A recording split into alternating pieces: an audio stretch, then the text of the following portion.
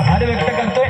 त्याचप्रमाणे आम्हाला ज्यांनी फोनद्वारे संपर्क करून या कार्यक्रमासाठी निमंत्रित केलं ते आमचे परममित्र, वेळोवेळी आम्हाला सहकार्य करणारे सन्माननीय संदीप रांबाडे साहेब यांचे सुद्धा या कार्यक्रमाच्या माध्यमातून लाख लाख आभार व्यक्त करतोय। मंडळामध्ये असंख्य बुवा लोक असतील, पक्वालोक असतील, दशावतारी कलाकार असतील, त्यांचे सुद्धा या कार्यक्रमाच्या माध्यमातून आभार व्यक्त करतोय। या कार्यक्रमासाठी महिला वर्ग आवर्जून उपस्थित आहेत, त्यांचे सुद्धा या ठिकाणी लाख लाख आभार व्यक्त करतोय। आमचा आवाज सुस्पष्टपणे तुमच्यापर्यंत पोहोचवण्यासाठी ज्यांनी हा साऊंड सिस्टीम लावलाय त्यांचे सुद्धा या ठिकाणी लाख लाख आभार व्यक्त करतोय। परमेश्वर तुम्हाला या धंद्यामध्ये बरकत देवो अशी या सत्यनारायणाच्या चरणी प्रार्थना करून विद्येची देवता सरस्वती मातेला त्रिवार वंदन करून ज्याने मला जन्म दिला ती माझी मातृदेवता आणि पितृदेवतेच्या चरणाचे नतमस्तक होऊन व ब्राह्मण प्रतिपालक परस्त्री माते समान मानणाऱ्या छत्रपती शिवाजी महाराजांना मानाचा मुद्रा करून आमने सामने बलवारीला सुरुवात करतो। जय हिंद महाराष्ट्र, जय हिंद महाराष्ट्र, जय हिंद महाराष्ट्र।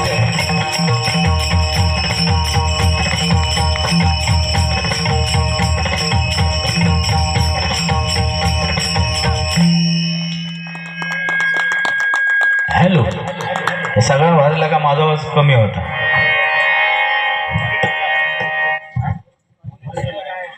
मॉनिटर नाही ना, सगळे भोंगे तकडं सगळं।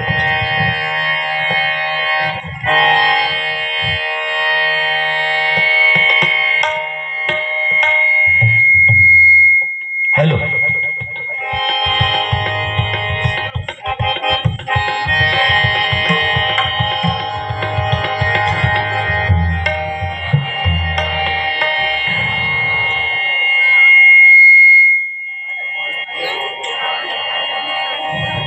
भजनाला सुरुवात करण्यापूर्वी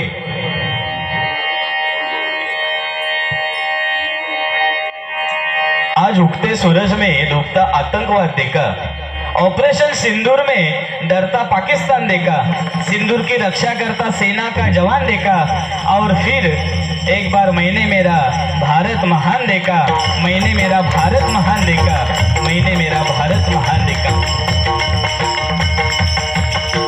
आज आपण भजन पूजन नामस्मरण हे कोणामुळे करत असो तर सीमेवर जे आज जवान लढतायत आणि हिंदुस्थान आणि पाकिस्तानचे युद्ध सुरू आहे त्यांच्यामुळे आज आपण या ठिकाणी शांतचित्ताने या परमेश्वराचं नामस्मरण आणि शांतचित्ताने झोप घेतोय, पण त्यांना विसरून चालणार नाही।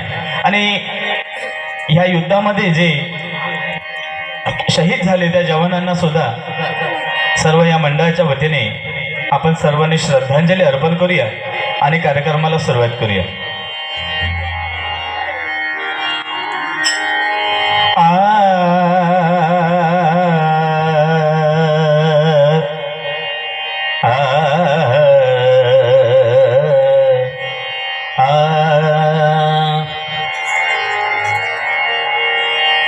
भजन पूजन नामस्मरण आणि ही आपली संस्कृती, आपण आपल्या संस्कृतीचं जतन केलं पाहिजे।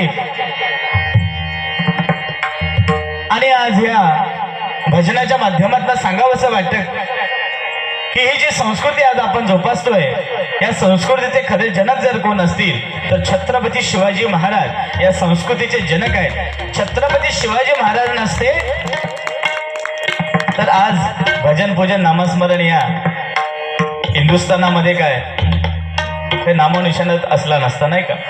जमीन जरी आपले असले तरी खरे वारसदार ते आहे। नाशिवंत देह झाला तरी भंग राजे कीर्तन रंग सोडू नका, भजनाचा रंग सोडू नका। छत्रपती शिवाजी महाराजांना संत तुकाराम महाराजांनी सांगितलं केव्हा? अफजल खानाचं सैन्य छत्रपती शिवाजी महाराजांच्या मागावरती होतं आणि त्यावेळी एका विठ्ठल मंदिरामध्ये संत तुकाराम महाराज विठ्ठलाचं नामस्मरण करत होते।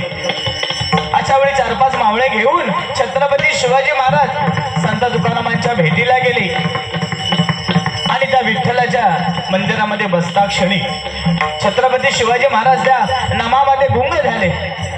विठ्ठलाचं नामस्मरण सुरू आहे आणि अशा वेळी अफजल खान हजारो सैन्य घेऊन त्या मंदिराच्या बाहेर उभा राहिला। एका मावळ्याने येऊन छत्रपती शिवाजी महाराजांच्या कानात सांगितलं, राजे अफजल खान हजारो सैन्य घेऊन या मंदिराच्या बाहेर पहारा दिलाय, निष्ठायचं कसं? छत्रपती शिवाजी महाराज संत तुकाराम महाराजांना म्हणतायत, महाराज आज निसटण्याचा तुम्ही मार्ग सांगावा. तुकाराम महाराज म्हणतात, मार्ग दाखवणारा मी कोण आहे? योगी 28 जो कटेवरती हात घेऊन उभा आहे, तोच तुम्हाला मार्ग दाखवेल. त्याचं तुम्ही भजन करा, त्याचं पूजन करा, त्याचं कीर्तन करा, त्याचं नामस्मरण करा. छत्रपती शिवाजी महाराजांनी ऐकलं, डोळे मिटले, हात जोडले आणि त्या विठ्ठलाचं नामस्मरण सुरू केलंय. आणि अशा वेळी अफजल खानाचं सैन्य त्या मंदिरामध्ये शिरलंय आणि तोपर्यंत विठू माऊलीने चमत्कार केलाय. 100-150 वारकरी संप्रदाय त्या मंदिरामध्ये जमले होते. सगळे same to same Chhatrapati Shivaji Maharaj सारखे दिसायला लागले. ह्याला पकडतात ते शिवाजी, त्याला पकडतात ते शिवाजी. शिवाजी गेले कुठे? अफजल खानाचं सैन्य कंटाळून निघून गेले. छत्रपती शिवाजी महाराजांनी डोळे उघडले. तुकाराम महाराजांना विनम्र अभिवादन केले आणि म्हणाले, महाराज आजपासून मला घोडे नको, मोठे नको, ऐश्वराम नकोय, मला ईश्वर भक्ती पाहिजे. मला पांडुरंगाच्या चरणाशी रुजू करून घ्यावं. संत तुकाराम महाराज म्हणतायत, राजे हिंदवी स्वराज्य बनवण्याचं जे तुम्ही स्वप्न पाहिलंय तेच तुम्ही पूर्ण करा, तीच तुमची ईश्वर भक्ती. पण एक ब्रीद वाक्य लक्षात ठेवा राजे, नाशिवंतरी ह झाला जरी भंग राजे, कीर्तन रंग सोडू नका, भजनाचा रंग सोडू नका. कीर्तन सुरू असते वेळी भजन सुरू